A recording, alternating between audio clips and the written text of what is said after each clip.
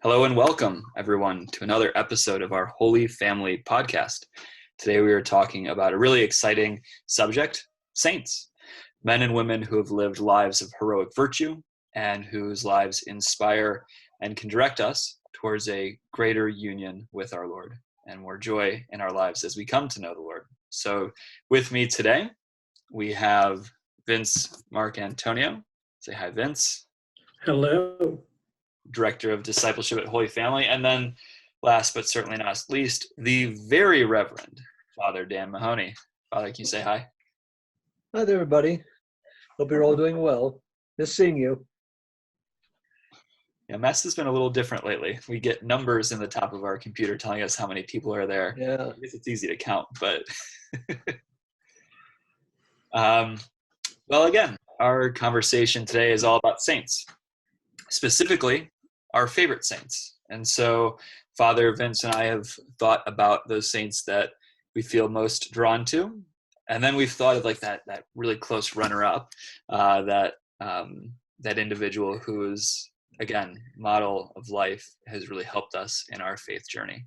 So without further ado, gentlemen, should we begin? Sounds delightful. Great. Does anyone want to be the brave person to go first? We should have discussed this in our pre-meeting, but I guess. This makes it more fun. I'll go first. Great. Ryan said men and women who have inspired us. So my first one is a boy who inspired us. And I always think he just sort of puts us to shame. I'm always so moved by the witness of his life.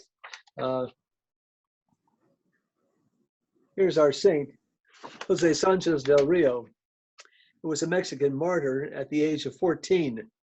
And at that time, the Mexican government was suppressing the church brutally, beyond anything we can imagine.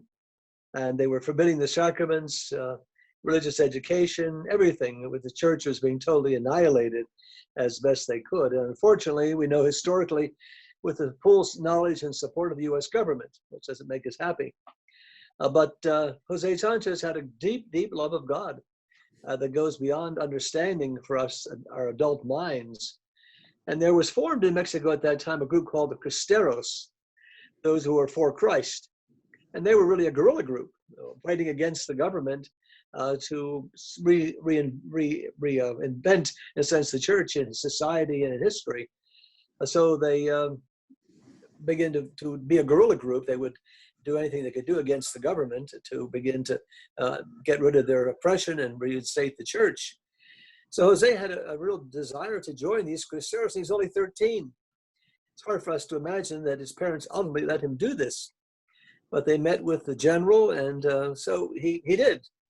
And when he went to work with them, he just got stuck since doing all the menial tasks, cooking, cleaning, cleaning up after the horses, doing whatever was necessary. But Jose did it with great pride and great help, because his battle cry always was "Viva Cristo Rey," long live Christ the King. And so he did whatever was necessary. So obviously, making a long story short, one day he was out with his general and all their troops, and they were put upon by the government and overcome, and the general's horse was shot from underneath him. And Jose took his horse over quickly to the general and said, "Here, General, take my horse. You're more important than I am." And when the general protested, he probably knew Jose well enough to know there wasn't much sense in trying to talk any sense into him. So the general took the horse and was taken away to safety, while meanwhile Jose was arrested and taken by the troops. And I'm sure he was pretty cocky. As a result, this made the soldiers very angry. And so they beat him and kicked him and punished him and blasphemed him in every possible way that they could. Oddly enough, he's calling him a godfather, not at baptism. They had godfathers at First Communion too. And so the godfather was one of the real heads of this whole oppressive group. So he did try to come to him and tried to reason with him, offering him basically a bribe, take him to the United States, send him to a military school, offer him all the enticements of the world. But Jose was just as belligerent as ever possible, and just kept saying, "Viva Cristo Rey." He says, "I am young, but you are more than," well, he said, I'm sorry, reading the wrong thing there. So he was just full of zeal for the faith. and his godfather decided only that they would execute him. And so it wasn't quick and easy. They cut the bottoms of his feet and make him walk over salt for 7 blocks to the cemetery. And there at the cemetery, they continued to try to encourage him to repent of his actions, but there was to no avail. And they continued to stick him and kick him. They stabbed him in the neck and in the back, and he simply refused to give up. And he had his last meal in which the Eucharist was snuck into him as he received Jesus in the Eucharist.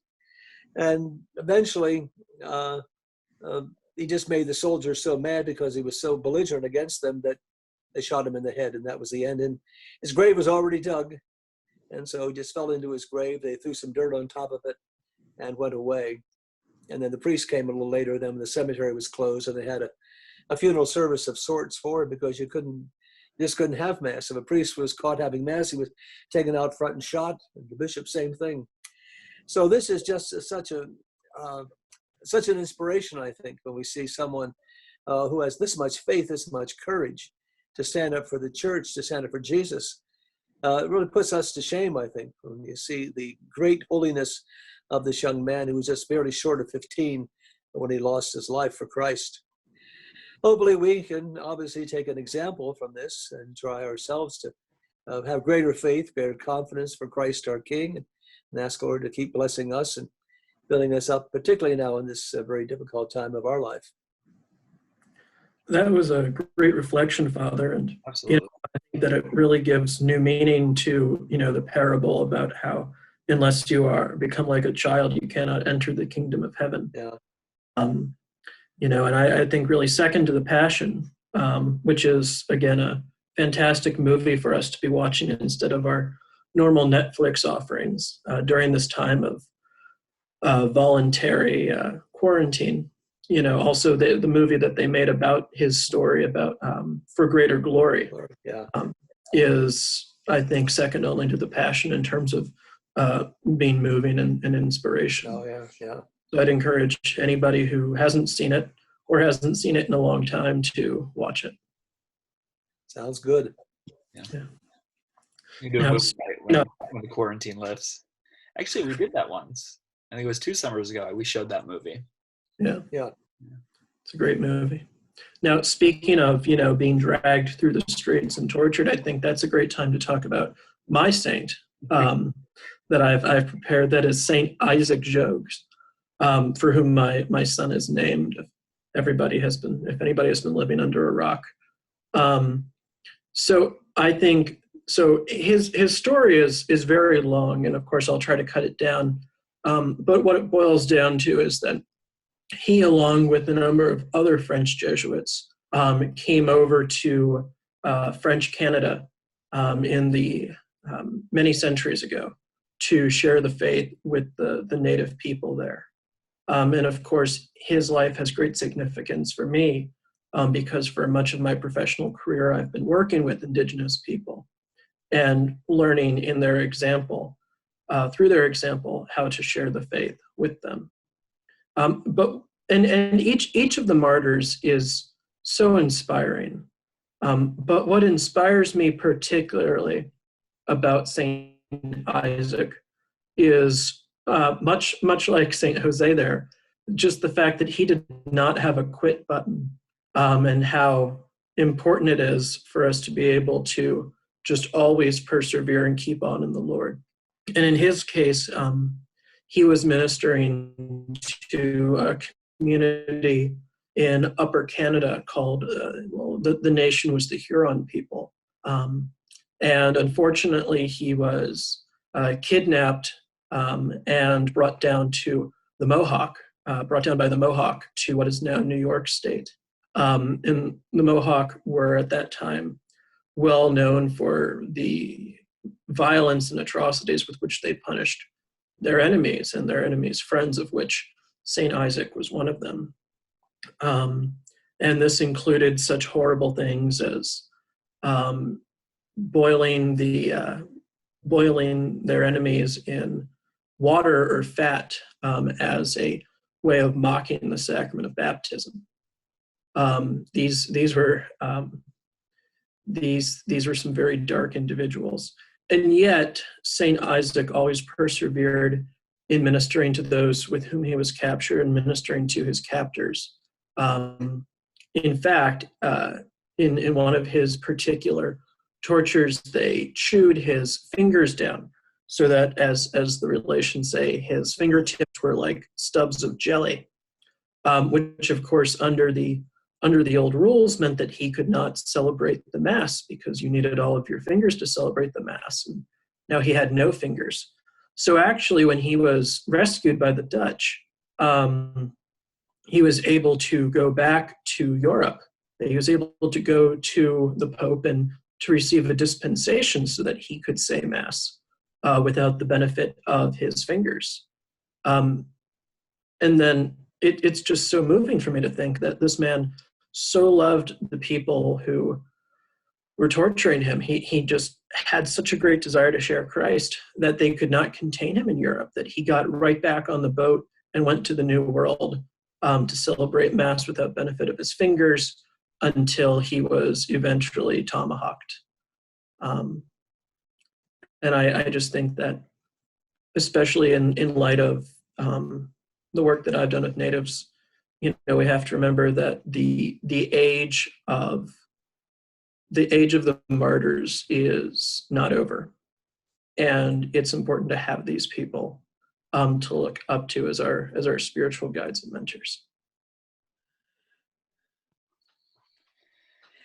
Yeah, I've always been impressed that he said without fingers, of course, he couldn't canonically celebrate Mass, but the Pope said, like, who am I to say that he can't celebrate Mass when he's makes such great sacrifices for the church and for Jesus? And so he obviously gave him an indult to be able to do that, which just makes logical sense to do that. But you wonder what kind of faith these people had to go into such danger. I'm not sure I have that kind of faith, that kind of stamina. It's difficult now to worry about coronavirus, much less be worried about eating my fingers off. So absolutely, God for the strength to do what we've got to do. It's even mind bending the faith that they showed just in coming to the New World. One thing that's really unique about the martyrs is that they had no knowledge of the river system. They had no knowledge of the geography, and so simply in Quebec, they would present themselves to these trading parties that had come up to trade with the French and simply ask to be taken back with them to who knows where for who knows what amount of time. Be like if one of us showed up in, I don't know, in Mongolia and just got in a Jeep and went on a 900-mile ride, having no idea what we were doing or how to communicate with anybody. Wow. All right, Ryan, who do you say? Geez, what a note to follow up on. Especially when you see what I have next to me. So, Father, I liked your visual aid, and so I actually I was texting Alexi. I said, "You got to bring me something." So you both have seen these before. Some others have seen them as well. But my favorite saint, other than of course the Blessed Mother, is John Paul II, who I love so much. I have him around my ankle on these socks. Really. They're actually really great. This is not a paid advertisement, but there's a religious socks group, and they're quite nice and actually very comfortable. But yeah, John Paul II, I love him. I knew of John Paul, of course, when I was younger, but it wasn't until my sophomore year of college that I really took a hard look at his life. The reason is, many people know my sophomore year I was dealing with a lot of anger, and I remember, it got to the point I got really mad one night, and I'll never forget it, but I just shouted to someone that God was a bully, like a boy on top of an anthill with a magnifying glass. I mean, God was just picking on me, and I had had enough. And of course, that was very short-sighted, and I repent of that. But in the moment, I was really mad. And it was not so long later that I encountered this man named John Paul II. And of course I knew him, but I said really encountered his life. And what impressed me is that, well, very first, he was a man of absolute love and joy and hope. His biography, the most well-known work about him is titled A Witness to Hope, and absolutely he was just that. So his life begins with his mother losing her life when I think young Karol, that's his name before he's Pope, is about 4 years old. He loses a sister shortly after. His older brother passes. And then by the age of 21, his father has died as well. And so here was a man, I was about 21, and I was reading the life of a man who, in the worst adversity, didn't lose his faith, but threw himself utterly into a relationship with God. At that time, the Nazis and then the Soviets had taken control over Poland, taking away all freedoms. I mean, we're quarantined and frustrated with that. And the isolation, the quarantine, the oppression that the Polish people had in the 20s, 30s, 40s, and 50s was far beyond anything we're experiencing right now. Not to downplay the hardships we have. But I was impressed that rather than get angry at God, he turned more fully towards God. He enters the seminary. He invests in the underground life of Poland, holding on to the cultural significance, sharing the faith with anyone he could. There's even stories of him working in a rock quarry. I mean, he's literally breaking rock all day. And still, in these encounters he has with people who are absolutely fed up at their oppression, they're breaking rocks. He finds a way to minister to them before he's a priest, before he's a bishop, before he's Pope. He's just Karol breaking rocks. And yet he ministers to them and talks to them and begins these conversations about the love of God. That kind of hope was something I needed to encounter in my life when I was, like I said, in my sophomore year. And so I followed Karol more and more. I watched the way his life developed, continuously turning to the Lord and asking, what do you want? I admire the way he made himself available to all people. He would hear confession for hours, so that there was no one who could not feel the grace of God. He took young people on camping trips so that he could minister to them in a way that would be more attractive, that would embrace the outdoors, which they so loved. And when he did encounter the adversity of the Nazi and then really the Soviet regimes, he didn't attack them. He didn't find an underground way to fight them. He didn't spread malicious thoughts or rumors or comments about them, which he arguably would have been very right to do. I mean, these were not good regimes. He loved them. He loved the hell out of them. He loved them so much that there was nothing they could do. Yeah, thanks, Vince. That was, I get every once in a while, I get a good one in there. He loved him so much that they had nothing to fight him on. There's a really great, I think I mentioned this in a movie or a podcast. All right, there's a 6-hour movie, and it's dramatized really well where the Soviets are trying to catch him. And they're like, they're bugging his confessional. They're doing everything they can to get their hands on this guy. And they're speaking to the heads up, like, we don't have anything. And we know he's dangerous because he's spreading this faith in God, but he's just full of love. There's nothing anti-government. It's all for Christ. And so that really inspired me, the way he absolutely devoted his life to God. His pontifical phrase was totus tuus, which means totally yours. I notice, my role as director of evangelization, I look at the way he reached out to everyone in a way that they could embrace, they could internalize, in a way that would feed and nourish their lives. His utter love for people always has inspired me and really brought a lot of hope into my own life. One last thing I'll share really quickly, and I mean, it's just too difficult to condense his entire life, is a story that I heard, and I believe it's true. Forgive me if there are any John Paul scholars out there like, oh no, that's not right. Well, okay. John Paul goes to a leper colony, and they tell him that, of course, these lepers, it's very contagious. Holy Father, please keep your distance, bless them from a distance. And you can find these pictures. John Paul walks straight up to the lepers and just embraces them. And I remember looking at those pictures. So I'm almost positive this is true because I know I've seen the pictures. And you're like, that is what God would do. If he is the vicar of Christ, this is what Christ would do in that moment. He would absolutely embrace these people who are in pain. Even if that meant he himself would be sick in an awful way. I mean, he totally devoted himself to the love of God and always had hope and love and joy, even when he had every single reason to complain. So as someone who likes to complain a lot, his model of selfless love, total devotion to God, has been very inspiring for me. And again, I'll plug it. If you go on YouTube, I think it's A Man Who Became Pope and then The Pope the Man. It's 2 3-hour movies. They are fantastic. And the actor looks so much like John Paul. After a while, you start thinking of him as John Paul. And then you see a real picture like, John Paul looks different today. So Is that the movie with Carrie Ellis? I think so. I'm not really good at acting. I can tell you what he looks like, but That's the guy in The Princess Bride. yes. Yeah. Yes. He plays John Paul. Yep. No? Yes. Yeah. Very well. He's quite the actor. I'll add on to that just one little story about John Paul, since I want to tell it. One of the things that I really love about John Paul is how well he exemplified what true charity looks like. And so often we think that charity is inherently meek and inherently quiet, but sometimes it is in fact bold and stormy and powerful.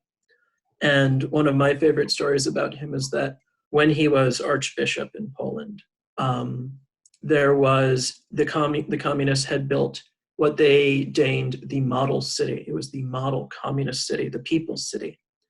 And John Paul allowed us how that simply could not be true because they had not allowed for a church in the city. And so without a government permit, he celebrated Mass on the outskirts of the city, which of course at that time was very dangerous, but he was John Paul and at that time he was, Archbishop Carroll, but you didn't tell him what to do. And so he did that. And I believe that in fact he did it with so much frequency that the Polish communists ended up adding a church to their model city. Yeah. So I think it's his 5th anniversary of Pope, where he travels to Poland to consecrate something like the 8th church after that. So you're right. And he was smart. Like, he cited the law back to them, Vince, in that story. And it's like, well, we're not having Mass. This is a public gathering. And there's nothing against public gatherings, and we're talking about Jesus in a, we're not speaking about anything anti-government. Like, he found the loophole. He was like, you can't stop us. Yeah. What a guy. It was always exciting. And I had the privilege of seeing him numerous times, probably 15, 20 different occasions, sometimes 3 times in one day. And it was the first time I saw him he was still young and vibrant. And it was in the Piazza del Popolo. And he was coming for Mass. And sort of strange to see the Pope go like right there, mingling among people before he went to the church to have Mass. And then the last time was about 3 months before he died in the audience hall. And he was just looked like more dead than alive. We hoped we were going to have a handshake and a picture. The next thing we all got waved off the stage, but we were maybe within 10 feet of him. So it was just, I remember coming down the bottom of the steps and looking back up at him, and he was just like, just looked terrible. But he was about to ready to go to the Lord. So didn't give up, that's for sure. No, certainly not. Well, gentlemen, I know we have some time constraints, but we had talked about a second saint. Do we want to maybe in 2 minutes or less fly through our right? It's weird to say runner-up saint, but the saint we intercede to second. Sounds great. Yeah. Father, would you like to go first? Let me go because I'm somebody guy. I was thinking St. Catherine Drexel, who has ties even to our own parish because our founding pastor was her spiritual director, Father James O'Connor, later Bishop James O'Connor from Omaha, and her father was wealthy beyond belief.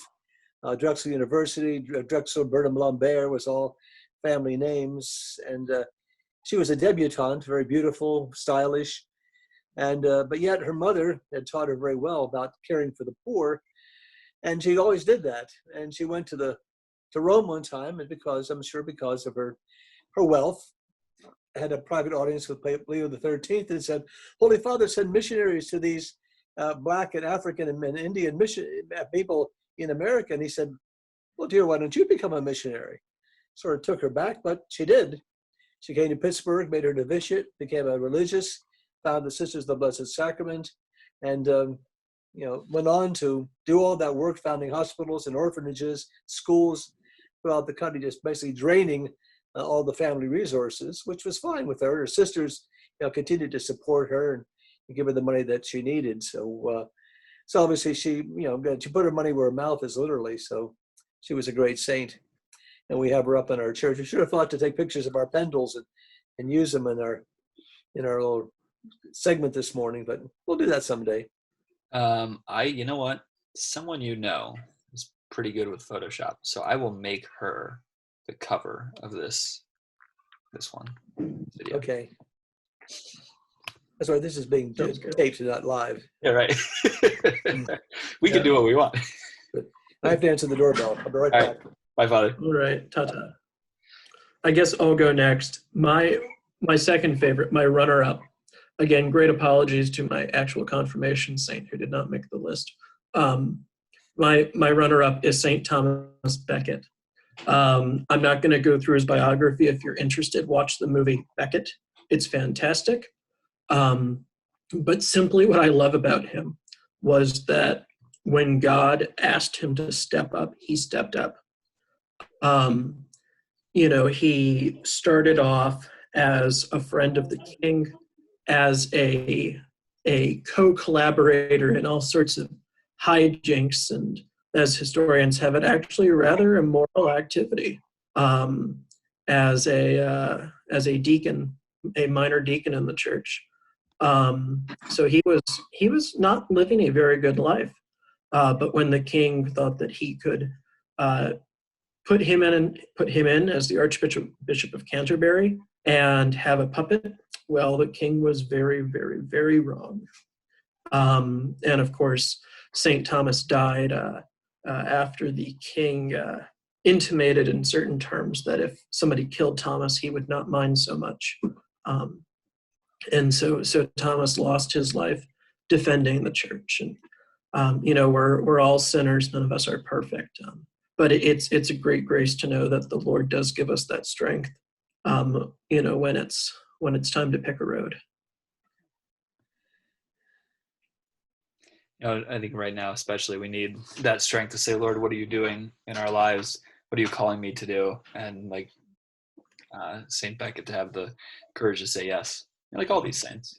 Exactly. All right, so I'll wrap us up. Mine is Saint Therese of Lisieux, and she is a saint who came to me shortly after John Paul, and it was very timely because this is going to be a surprise to everyone, I'm sure, especially to you two gentlemen. But I have once or twice in my life had a problem with ego. I don't believe it. Who would humble me, right? So yeah, I mean, especially in college, I thought it was the greatest thing in the world. That was totally fabrication on my own part, but I was